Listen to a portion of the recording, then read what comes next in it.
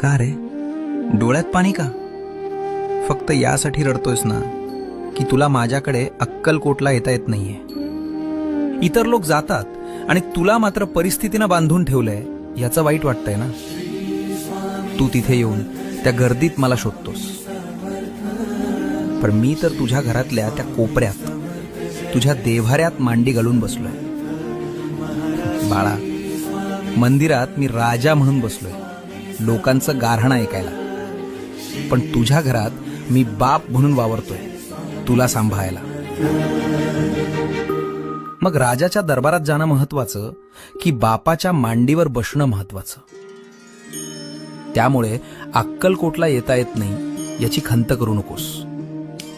आत्ता याच क्षणी डोळे मिट आणि बघ, मी तुझ्या समोर उभा नाहीये, तर मी तुझ्या आत बसलोय.